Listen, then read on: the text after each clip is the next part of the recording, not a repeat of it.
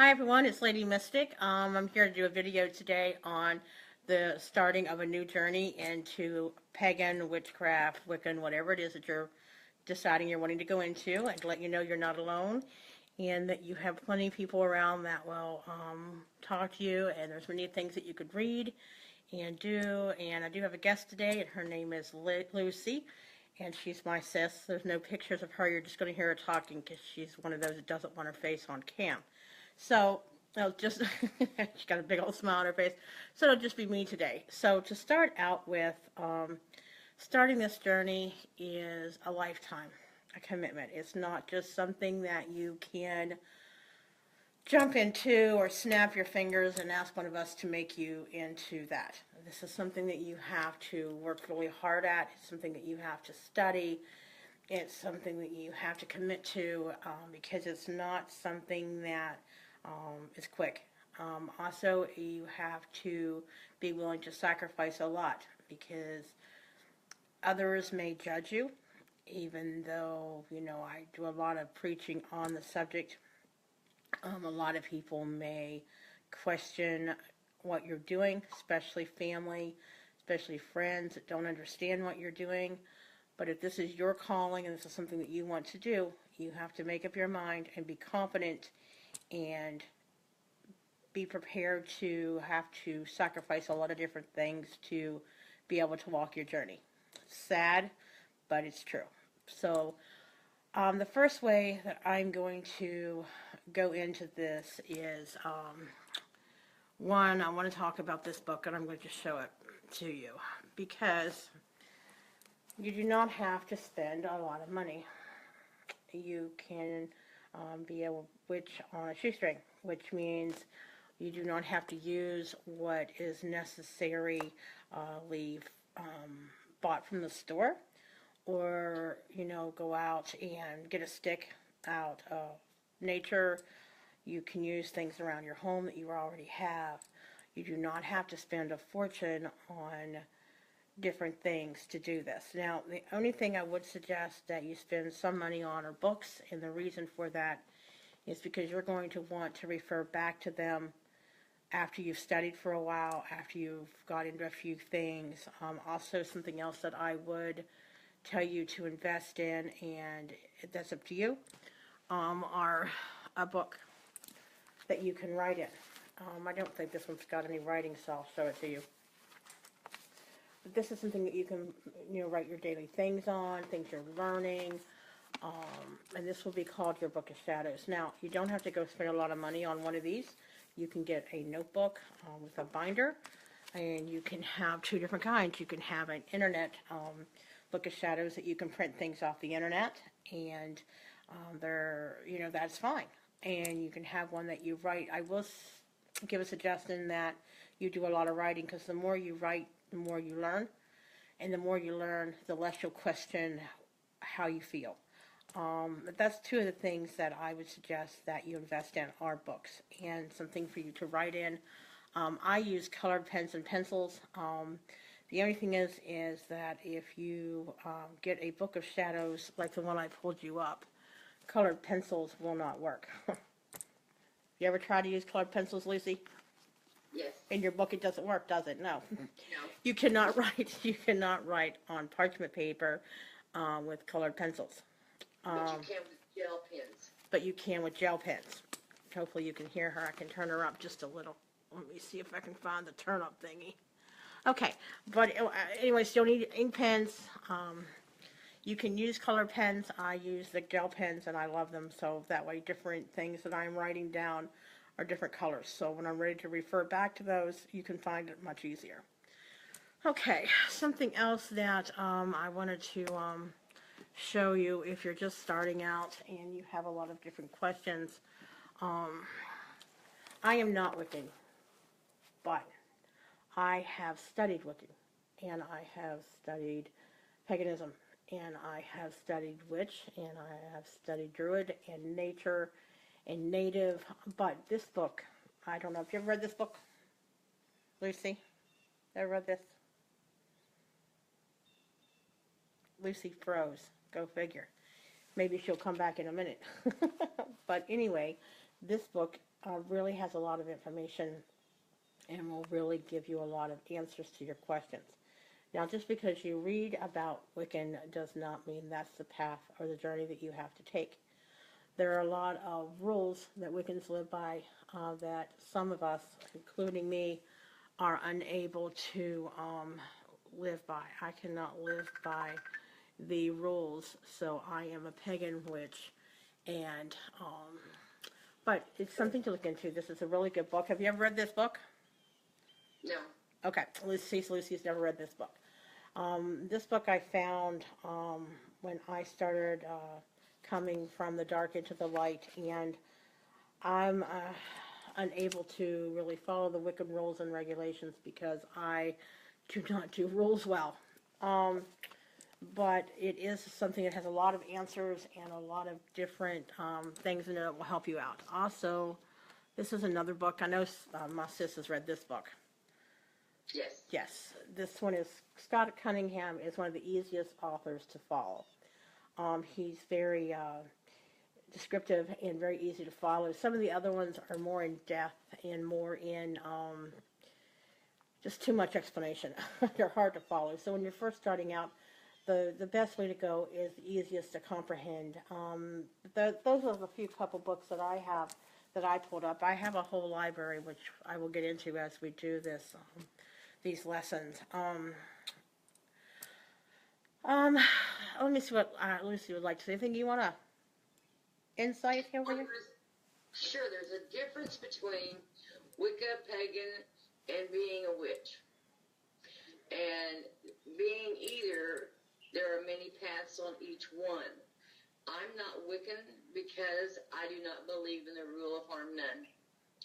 If someone harms my pet, someone harms my children or my family, they will be confronted by me.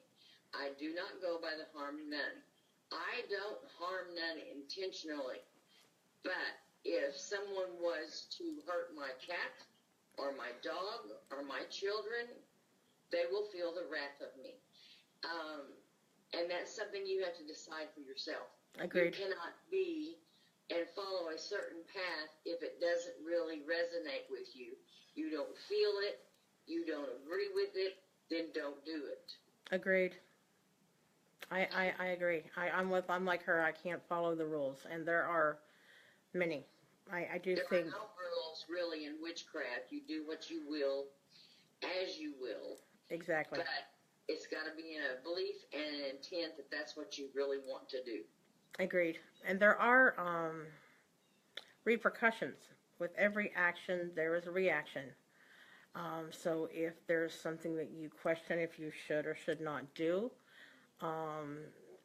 this is not a journey that you can pick to mess with, which is what I mean by that is you have to know what you're doing. You have to understand what you're doing because it's a journey that can lead you into amazing areas, and it's also a journey that can lead you into a horrible path. It depends on what you decide. Most important thing that I can tell you is, and I'm going to do my hands as usual, is balance. Without that balance, you end up in places that is not what you're looking for. You have to be very careful in your things that you pick. And we will go farther into that as we get on to our lessons. There are a few things that you can use around your home, as I was stating. Now, I'll show you this. Hold on here. This is a wand that my husband picked up at a truck stop, and it was just an everyday stick. What do you call that stuff? Polyurethane? Is that what you call that? Okay, we cleaned it up and put polyurethane on it, and then I put crystal. I have a quartz on the end, and in each little hole, I put a crystal. And then I took a little bit of leather, and I tied around the end, and then I just put feathers on it.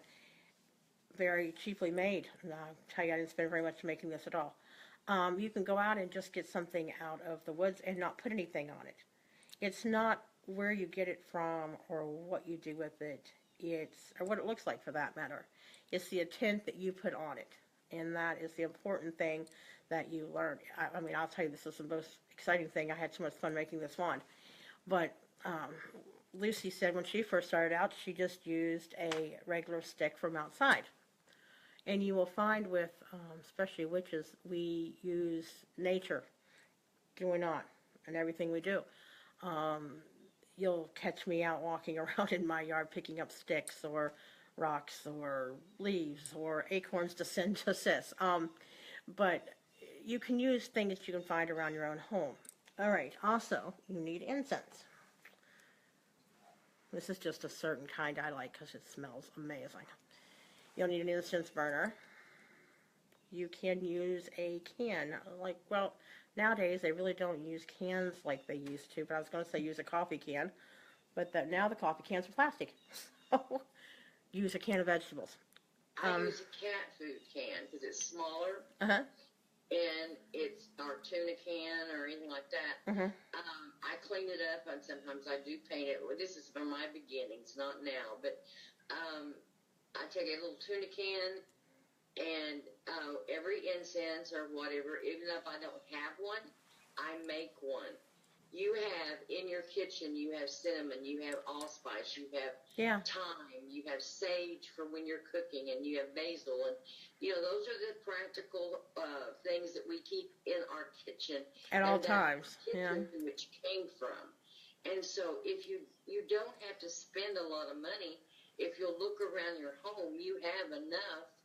You just don't know what to do with it yet. Correct, and that's what this book here will help with a lot. Mm-hmm. Don't you agree? Yeah. If you get this book and you read this, as you can tell, look at all the marks. I've used this a lot to help other people and also for myself. What else can I show you? When I spell or when a holiday calls for a certain colored candle, and you don't have the money to go out and buy 13 of this color candle, or holly berry candles for candelomas and all that, you can make them. If it calls for a red candle and I don't have one, put a red ribbon around it. Yes. And with your mind and your intent, talk to your goddess and say, I intend for this candle to be red. In my mind, it is red, and it's red. Yeah, and it works out really well. I do that.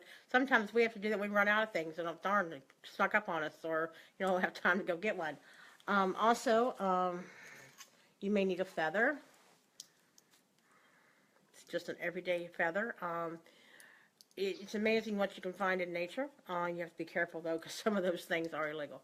But you can just get something that you found outside and doctor it up if you want. Make it, kind of fancy if you want to, whatever. But you don't have to spend a lot of money to do so. Now, you also will need an acme, which is... May I, on the feather, make sure it is a nature feather and not a man-made? Yes. Because a lot of the feathers that you get are the dug down, and they dye them all different colors. Just make sure it did come from an animal and it's not a manufactured feather. You want a nature feather. Very good information. Very good information. Feather falls off all the time around here because we don't have very many birds. But any kind of feather will work if it is from an actual bird. And then how you use it for your air and your fanning. Like you say, dress it up. Dress it up, make it yours. Put your intent in it, and it's just as good as the stuff that you would spend a lot of money on. You'll need an athame for your things as well. You do not. Mine is very old, actually. It looks like I spent a lot, but that was many years back. But you'll need one. You can use something from your kitchen, because I use mine to cut herbs and stuff. She uses a butter knife. So you don't have to spend a lot of money. It's just something that you may want.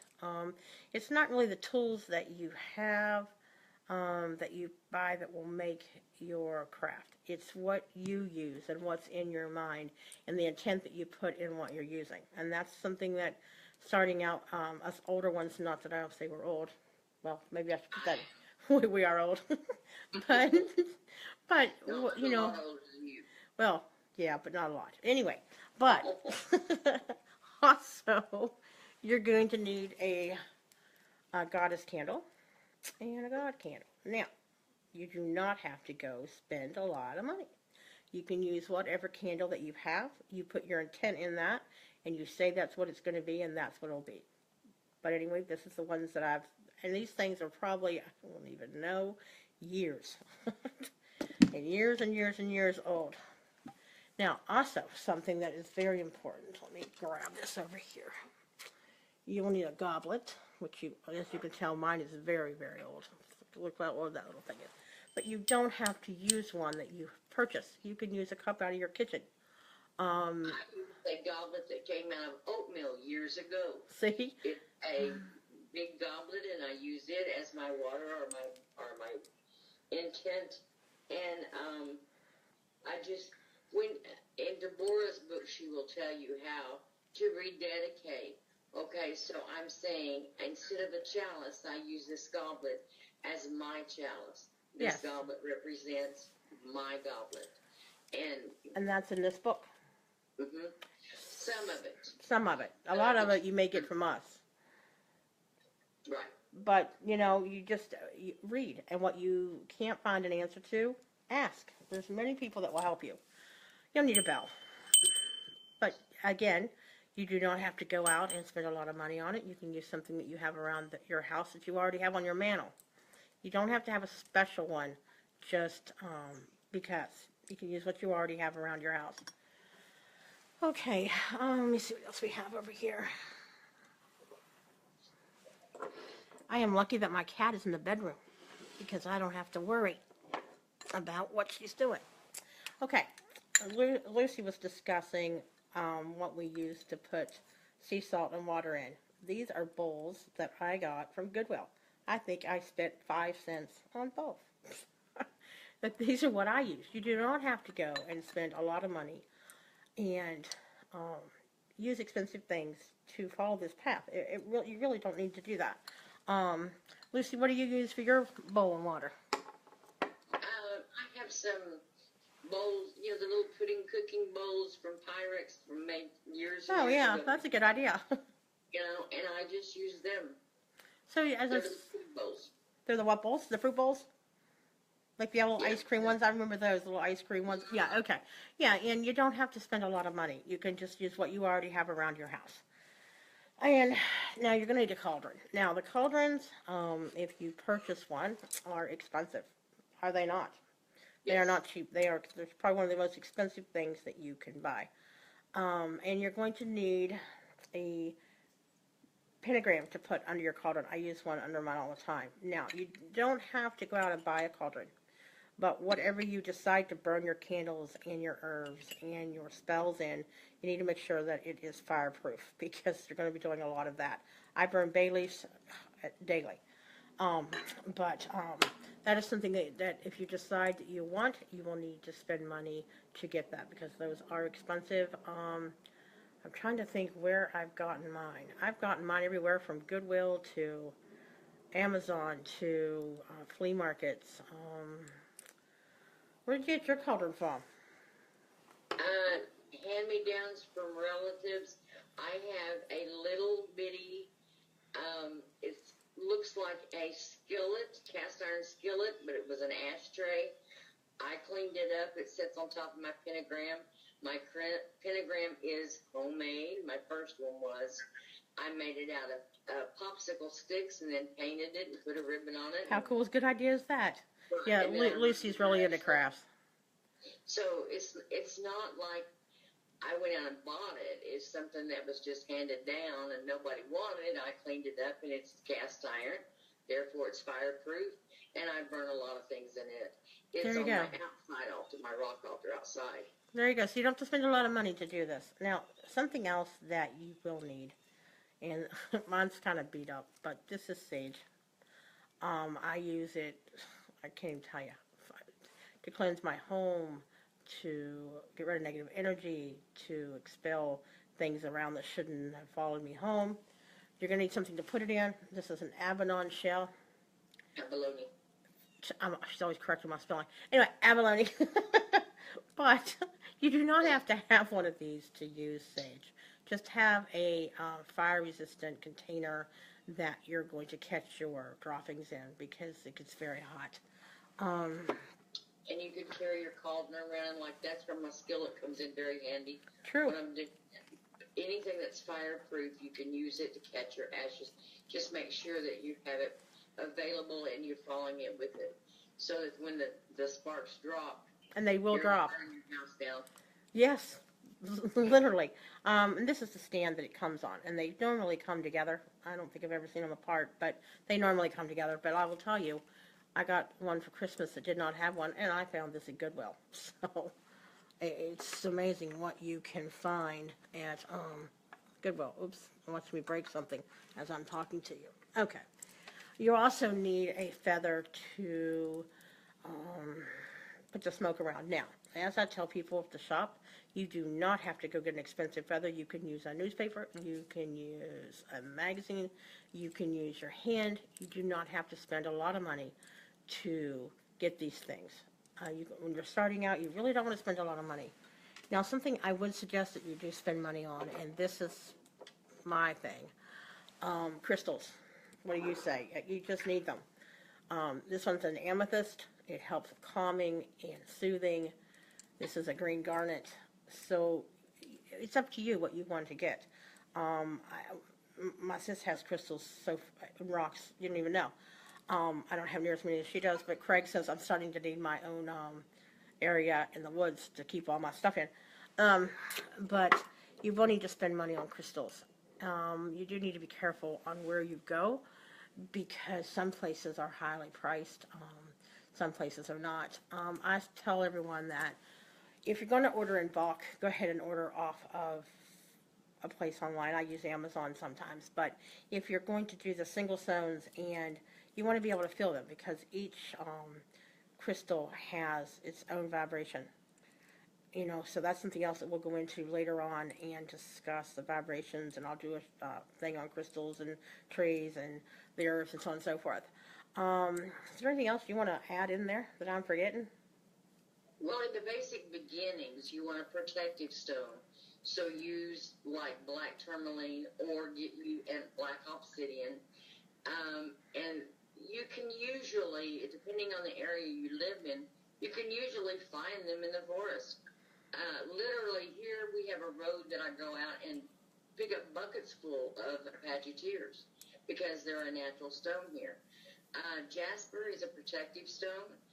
There's nothing but jasper where I live, so my whole entire front yard is lined in jasper. I don't have a fence out there, but there's a line for a fence made out of jasper. Just humongous rocks. I don't have that. So, and as far as the amethyst, I did have to buy that in the beginning. As far as citrine, no, that's been given. I'm a yellow lover, and everyone has always given me citrine, so I had plenty of them. Your amethyst and your citrine will charge any stone. And so, like, if it says go out and charge them under the moon, I do sometimes. But if I don't have the time, I have thousands of rocks. There's no way I can get them all out. And so I cleanse them with sage, and then I lay my citrine crystals and stuff around them, and I recharge them that way. But the basic two would be an amethyst, a citrine, and a protective one, either jasper, obsidian, or black tourmaline. There you go. Okay, guys, I have to go to Mystical Fairy in less than 25 minutes. So the video is going to have to be cut short because I have to travel in New Jersey traffic. So let me say bye to Lucy. I love you. Thank you very much for participating in my show. Maybe you can do it again, and I will post it, and you can post it on your thing if you like. All right, I love you. Brightest blessings, love and light, and I'll talk to you soon. Bye, sis. Bye, honey. Bye. Okay, everyone, I'm going to be signing off. Thank you very much for participating and watching our video, and I hope that you enjoy it as well as we do. And brightest blessings and love and light, and talk later.